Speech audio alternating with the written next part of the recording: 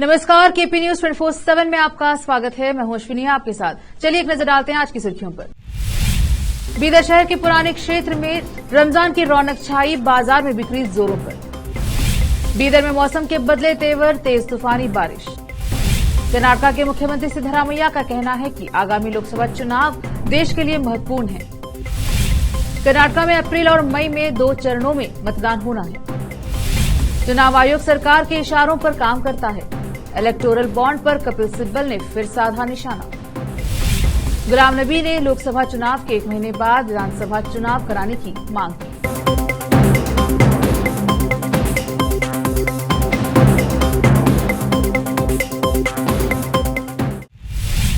अब समाचार विस्तार से। इस साल 12 मार्च से देश भर में रमजान शुरू हो चुका है। यह मुस्लिम समुदाय का पवित्र महीना है, जिसमें सूर्योदय से लेकर सूर्यास्त तक रोजा रखा जाता है, यानी उपवास। यह बहुत ही कड़ा उपवास होता है, जिसमें किसी प्रकार का खान पान या पानी, किसी भी चीज का सेवन नहीं किया जा सकता। रमजान के महीने में प्रतिदिन सूर्यास्त के समय इफ्तार किया जाता है, यानी रोजा छोड़ा जाता है। इफ्तार के मौके पर फल, खजूर, नमकीन सहित विभिन्न पकवान तैयार किए जाते हैं। बीदर शहर के पुराने क्षेत्र गवान चौक, चौबारा, नई कमान, शाहगंज सहित अन्य क्षेत्रों में शाम 4 बजे से ही लोगों का हुजूम बढ़ जाता है। इफ्तार की सामग्री खरीदने के लिए लोग उमड़ते हैं। शहर के इन क्षेत्रों में अक्सर यातायात में बाधा भी आती है। लोग असर की नमाज के साथ ही इफ्तार की तैयारी में खरीदी के लिए निकलते हैं। कैमरामैन पप्पूराज का कवरेज। बीदर में गर्मी के मौसम की शुरुआत के साथ ही मौसम के तेवर बिगड़े। हालांकि अभी गर्मी की शुरुआती समय है, जहां पारा लगभग 31 से 32 के बीच चल रहा है। वहीं शनिवार से मौसम ने करवट ली है और आज दोपहर से अचानक घने बादल छाए रहे और कड़कड़ाती बिजली के साथ जोरदार बारिश हुई, जिससे जनजीवन पर बहुत असर पड़ा है। साथ ही शाम का समय रमजान की इफ्तारी बिक्री का समय है और ऐसे में यह बिना मौसम की जोरदार बारिश ने सब कुछ तहस नहस कर दिया है। हालांकि यह बारिश 15 से 20 मिनट के लिए हुई, लेकिन बहुत तूफानी बारिश थी, जिससे सड़कों पर पानी उतरा है। इस बारिश से कुछ छोटे मोटे पेड़ पौधे गिरने की सूचना है, लेकिन कोई भी बड़ी हानि नहीं हुई। कैमरामैन पप्पूराज का कवरेज। कर्नाटक के मुख्यमंत्री सिद्धरामैया ने कहा है कि आगामी लोकसभा चुनाव सिर्फ एक राजनीतिक प्रतियोगिता से कहीं अधिक है और उन्होंने इसे देश की यात्रा में एक महत्वपूर्ण क्षण कहा है। सीएम 16 मार्च को भारत के चुनाव आयोग ईसीआई द्वारा मतदान की तारीखों की घोषणा पर प्रतिक्रिया दे रहे थे। उन्होंने कहा, हमारे देश की यात्रा में एक महत्वपूर्ण क्षण के लिए मंच तैयार है। कांग्रेस पार्टी मानती है कि यह चुनाव सिर्फ एक राजनीतिक प्रतियोगिता से कहीं अधिक है। सिद्धरामैया ने कहा, यह हमारे लोकतंत्र और समृद्धि, न्याय और समावेशिता द्वारा परिभाषित भविष्य चाहने वाले प्रत्येक भारतीय के लिए महत्वपूर्ण क्षण है। उन्होंने आगे कहा, हमारा देश महत्वपूर्ण चुनौतियों का सामना कर रहा है। महंगाई की पीड़ा, बेरोजगारी की छाया, हमारे किसानों की दुर्दशा हमारे देश के दिल पर भारी है। यह सिर्फ मुद्दे नहीं हैं, वे लाखों लोगों की जीवंत वास्तविकताएं हैं, जो हताशा की भावना और बदलाव की चाहत पैदा करती हैं। हम इन चुनावों को आशावाद की भावना और उन मूल्यों के प्रति प्रतिबद्धता के साथ देखते हैं, जिन्होंने लंबे समय से हमारी पार्टी को परिभाषित किया है, समावेशिता, प्रगति और सामाजिक न्याय की गारंटी दी है। भारत के चुनाव आयोग ने शनिवार 16 मार्च को घोषणा की कि कर्नाटक 26 अप्रैल और 7 मई के 2 चरणों में 18वीं लोकसभा के लिए अपने प्रतिनिधियों का चुनाव करेगा। प्रत्येक चरण में 14 सीटों पर मतदान होगा। 26 अप्रैल को निम्नलिखित निर्वाचन क्षेत्रों में चुनाव होंगे: उडुपी, चिकमंगलूर, हसन, दक्षिण कन्नड़, चित्रदुर्गा, तुमकुर, मंड्या, मैसूर, चामराजनगर, बेंगलुरु उत्तर, बेंगलुरु ग्रामीण, बेंगलुरु सेंट्रल, बेंगलुरु दक्षिण, चिकबल्लापुरा और कोलार। इन सीटों के लिए नामांकन दाखिल करने की आखिरी तारीख 4 अप्रैल है और उम्मीदवारी वापस लेने की आखिरी तारीख 8 अप्रैल है। दूसरे चरण में 7 मई को शेष सीटों चिक्कोडी, बेलगाम, बागलकोट, बीजापुर, गुलबर्गा, रायचूर, बीदर, कोप्पल, बल्लारी, हावेरी, धारवाड़, उत्तर कन्नड़, दावणगेरे और शिवमोगा पर मतदान होगा। दूसरे चरण के लिए नामांकन दाखिल करने की आखिरी तारीख 19 अप्रैल है और नामांकन पत्र वापस लेने की आखिरी तारीख 22 अप्रैल है। पूरे भारत में नतीजे 4 जून को घोषित किए जाएंगे। कर्नाटक में 28 लोकसभा सीटें हैं, जिनमें से 5 अनुसूचित जाति, अनुसूचित जनजाति के लिए आरक्षित है। पिछले आम चुनाव में भी 2 चरणों में मतदान हुआ था।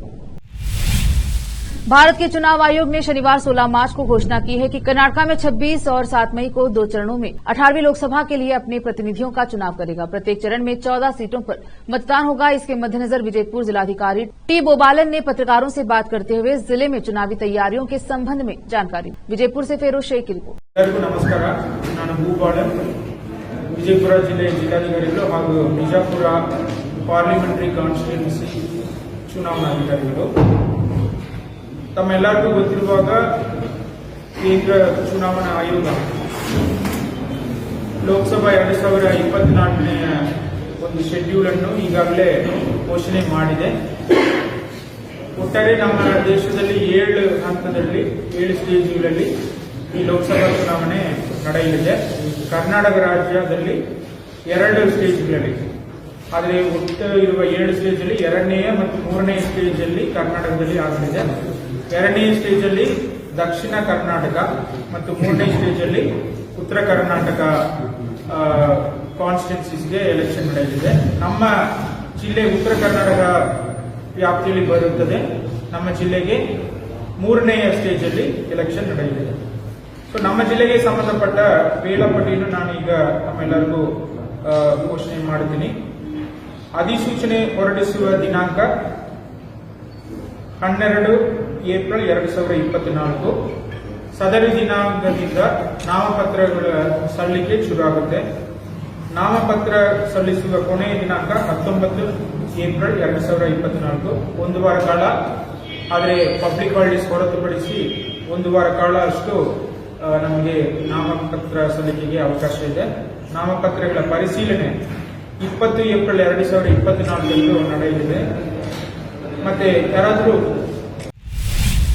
अब वक्त एक छोटे से ब्रेक का, जल्द लौटेंगे ब्रेक के बाद। हिंदुस्तान के हर कोने में हम हैं मौजूद। 24 घंटे हालात पर गहरी नजर, खबरों से जुड़े चुपते सवालात, और आपको दिखाता है धार्मिक, सामाजिक, राजनीतिक, लोकल और इंटरनेशनल न्यूज की सबसे बेहतर कवरेज, जो आपको रखती है हर पल बाखबर। देश और दुनिया भर की खबर के लिए देखते रहें केपी न्यूज 24/7। ब्रेक के बाद स्वागत है आपका, देखते हैं समाचार। राज्यसभा सांसद और कांग्रेस के पूर्व नेता कपिल सिब्बल ने इलेक्टोरल बॉन्ड को लेकर एक बार फिर हमला बोला।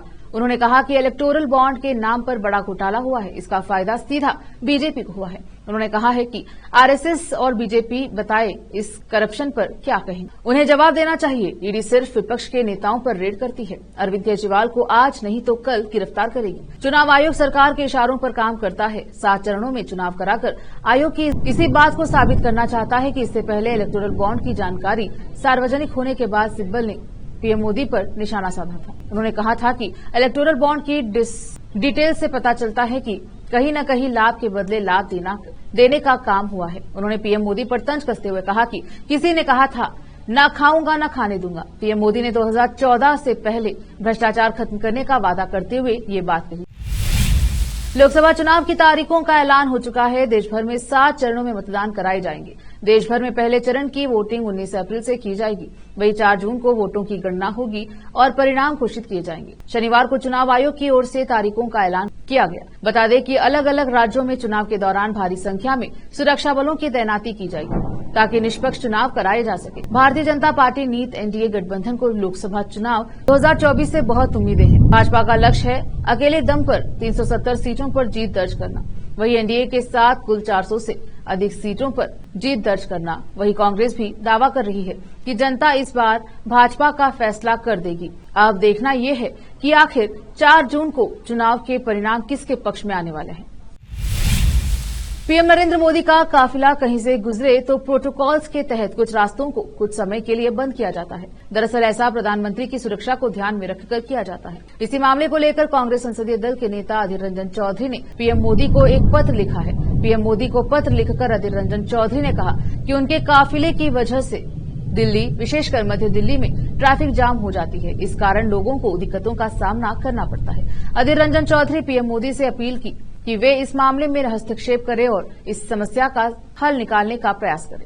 अपने पत्र में अधीर रंजन चौधरी ने यातायात जाम से जुड़े मुद्दे को उठाया और इस बात पर जोर दिया कि पीएम की सुरक्षा लोगों के लिए महत्वपूर्ण विषय है। पीएम की सुरक्षा को लेकर कभी भी समझौता नहीं किया जा सकता। चौधरी ने लिखा, एक तथ्य यह भी है कि सड़कों पर आने जाने वाले लोगों को अक्सर ट्रैफिक जाम होने के कारण कठिनाई का सामना करना पड़ता है। इसमें दिहाड़ी मजदूर, मरीज, कार्यालय जाने वाले लोग, स्कूल और कॉलेज जाने वाले बच्चे शामिल हैं। उन्होंने कहा कि मैंने यह सुना है कि मुझे यह बताया भी गया कि कई बार आपके काफिले के कारण लगने वाले ट्रैफिक जाम के कारण लोगों की फ्लाइट छूट गई, ट्रेन और परीक्षाएं तक छूट गई।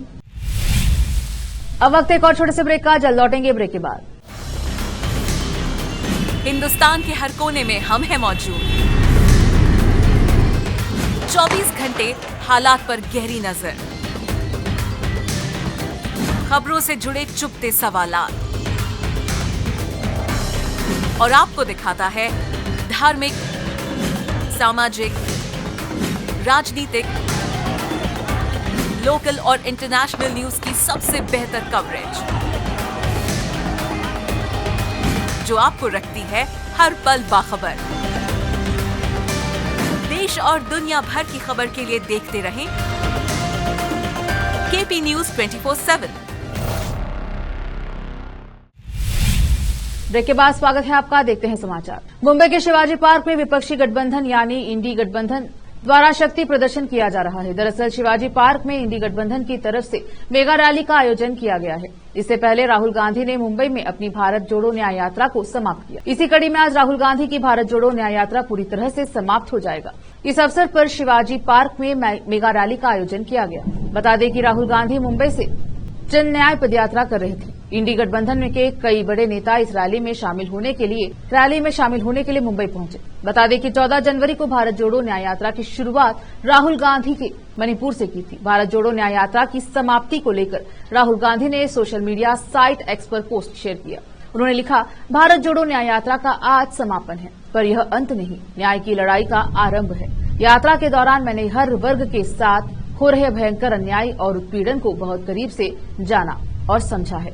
मैं देशवासियों की उम्मीदों भरी आंखों में छिपे छोटे छोटे सपनों को अपने साथ लेकर जा रहा हूं। इस यात्रा से मेरा विश्वास और दृढ़ हुआ है कि देश की पहली जरूरत न्याय है और हर वर्ग को समर्पित कांग्रेस के 5 न्याय की संकटकाल से गुजर रहे भारत की संजीवनी है। प्रवर्तन निदेशालय ईडी ने आबकारी नीति से जुड़े संशोधन मामले में दिल्ली के मुख्यमंत्री अरविंद केजरीवाल को नया समन जारी किया। उन्हें 21 मार्च को पूछताछ के लिए बुलाया है। आधिकारिक सूत्रों के रविवार को बताया कि आम आदमी पार्टी आप ने 55 वर्षीय राष्ट्रीय संयोजक को मध्य दिल्ली में केंद्रीय एजेंसी के कार्यालय में पेश होने के लिए कहा गया है। सूत्रों ने कहा कि नवा समन जारी किया गया है ताकि धन शोधन निवारण अधिनियम के तहत केजरीवाल का बयान दर्ज किया जा सके। मुख्यमंत्री ने इन समन को अवैध बताते हुए हर बार पेश होने से इनकार किया है। दिल्ली की एक अदालत ने इस मामले में पिछले 8 समन में से 6 की अवहेलना करने के लिए एजेंसी की ओर से दायर 2 शिकायतों पर केजरीवाल को शनिवार को जमानत दे दी। कोर्ट में पेश होने से पहले अरविंद केजरीवाल को राउज एवेन्यू कोर्ट ने आदेश दिया था कि उन्हें एसीएमएम की कोर्ट में पेश होना होगा। इसी के बाद शनिवार की सुबह 9:45 पर अरविंद केजरीवाल अपने घर से कोर्ट के लिए निकले।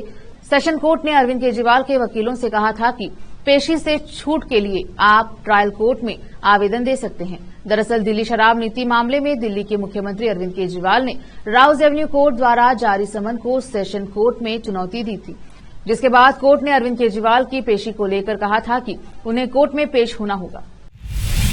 दक्षिणी अफगानिस्तान में एक भीषण सड़क दुर्घटना हुई। बताया जा रहा है कि मोटरसाइकिल से टकराने के बाद बस चकनाचूर हो गई। इससे बस में सवार कम से कम 21 यात्रियों की मौत हो गई। यह सुनकर आप भी हैरान हो जाएंगे कि आखिर मोटरसाइकिल की टक्कर में बस चकनाचूर कैसे हो सकती। तो बता दें कि मोटरसाइकिल से टकराने के बाद बस अनियंत्रित हो गई और वह जाकर पास में खड़े एक टैंकर से भिड़ गई।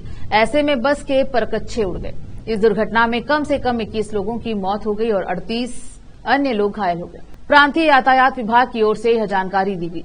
हेलमंद में विभाग की ओर से एक बयान में कहा गया है कि दुर्घटना रविवार सुबह दक्षिण कंधार और पश्चिम हेरात प्रांतों के बीच मुख्य राजमार्ग पर हेलमंद प्रांत के गिराश्क जिले में हुई।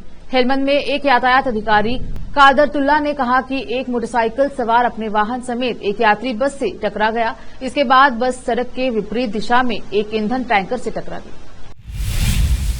इजरायल सेना ने सीरिया पर शनिवार देर रात कई ठिकानों पर भीषण हवाई हमला किया। इजरायल सेना के एयर स्ट्राइक में सीरिया के कई आतंकी ठिकाने तबाह हो चुके हैं। इजरायली सेना ने यह हमला दक्षिणी सीरिया में कई स्थानों पर एक साथ किया। इस हवाई हमले में एक सैनिक घायल हो गया। सीरिया की सरकारी समाचार एजेंसी सना ने एक अज्ञात सैन्य अधिकारी के हवाले से बताया कि वायु रक्षा प्रणाली ने इजरायल के कब्जे वाले गोलन हाइट्स की ओर देर रात स्थानीय समय अनुसार 12:42 पर आई कुछ मिसाइलों को मार गिराया। एक बयान में कहा गया है कि इन हमलों से सीरिया को काफी नुकसान पहुंचा है और एक सैनिक घायल हो गया है। युद्ध पर निगरानी रखने वाले ब्रिटेन स्थित संगठन Syria observatory for human rights ने बताया कि इजरायली हवाई हमलों में दमिश्क के उत्तर पूर्वी कलमौन पर्वत पर स्थित 2 सैन्य अड्डों को निशाना बनाया गया। इस इलाके में लेबनान का चरमपंथी समूह हिजबुल्लाह की मौजूदगी है। इसमें कई चरमपंथियों के मारे जाने की आशंका है। फिर से एक नजर आज की सुर्खियों पर। बीदर शहर के पुराने क्षेत्र में रमजान की रौनक छाई, बाजार में बिक्री जोरों पर। बीदर में मौसम के बदले तेवर, तेज तूफानी बारिश। कर्नाटक के मुख्यमंत्री सिद्धरामैया का कहना है कि आगामी लोकसभा चुनाव देश के लिए महत्वपूर्ण है। कर्नाटक में अप्रैल और मई में 2 चरणों में मतदान होना है। चुनाव आयोग सरकार के इशारों पर काम करता है। इलेक्टोरल बॉन्ड पर कपिल सिब्बल ने फिर साधा निशाना। गुलाम नबी ने लोकसभा चुनाव के 1 महीने बाद विधानसभा चुनाव कराने की मांग की।